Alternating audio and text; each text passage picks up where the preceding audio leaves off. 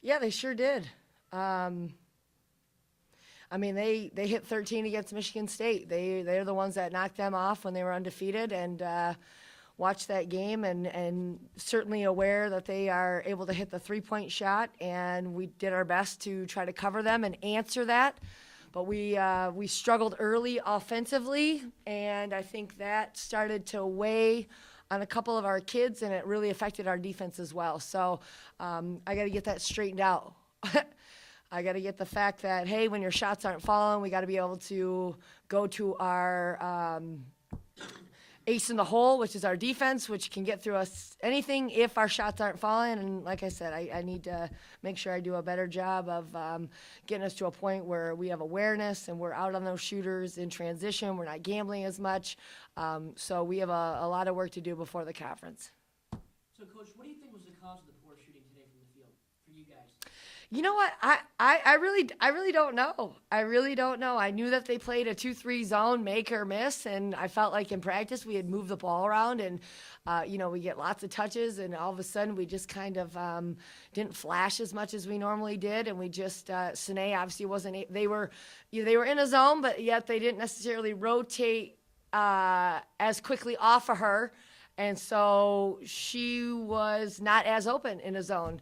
And so we kind of got a little stagnant. We didn't move around a little bit. So that's the adjustment that we made at halftime. We said, hey, we can't just stand because we're too easy to guard right now. Have you seen defensive pressure like that this season before today?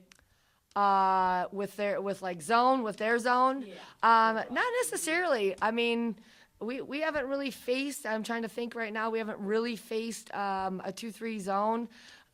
Because I think that people are nervous about Alicia and Sine and Megan Hatter being kids that can, consistently shoot it. But that's what they do. They don't care who you are. They're going to 2-3 zone you, and they did a really nice job in it. 3 players went off for 20 points for them.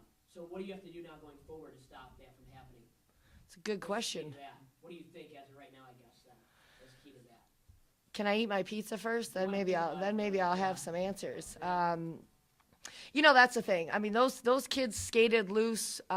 We got, like I said, we dug ourselves in a hole. We didn't shoot a very good percentage. And then all of a sudden, pressing is gambling. So we're getting up there and we're, all of a sudden, sometimes we have 3-in-1 trap, which is obviously not what you want, but the kids in the heat of the battle are up there and the ball gets thrown out of there and we're just late on our retreat.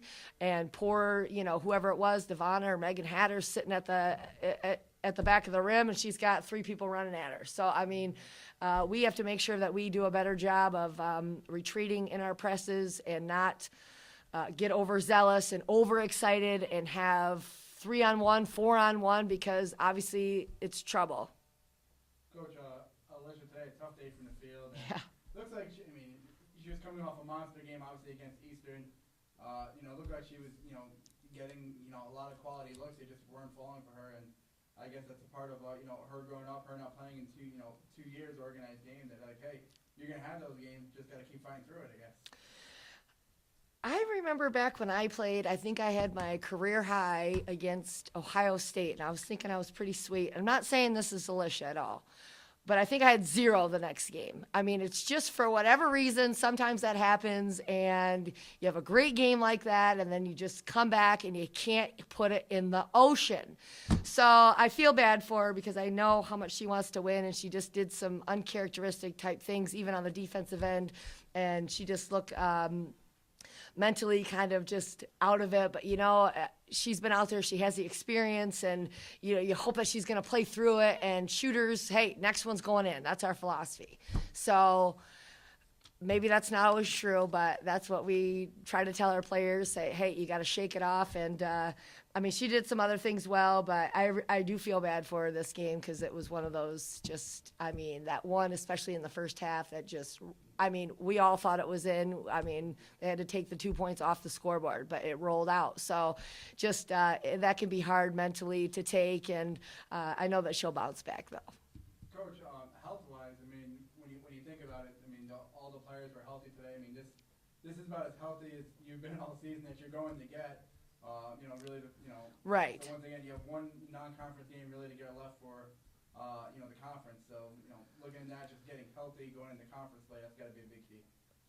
It really is, but I will say that it's been difficult because all of a sudden you have your starting point guard's out for 3 weeks. And then another point guard goes out for 3 weeks. And then she comes back. And then the other one comes back. And then this one gets a concussion. And then she comes back. So it's like we haven't had that solid lineup. We figured out what we needed to do with those other two kids out, and it worked for the most part in a couple of games. And then when they came back, I'm not saying it's them, but it was just different. So now I told them to look both ways 3 times before they cross the street over Christmas break. So we have our entire team ready to go against Madonna, who is a very capable team, absolutely. So I have to spend time figuring out what we need to do, our style of play. Now that we have this many bodies, let's go ahead and use it to our advantage.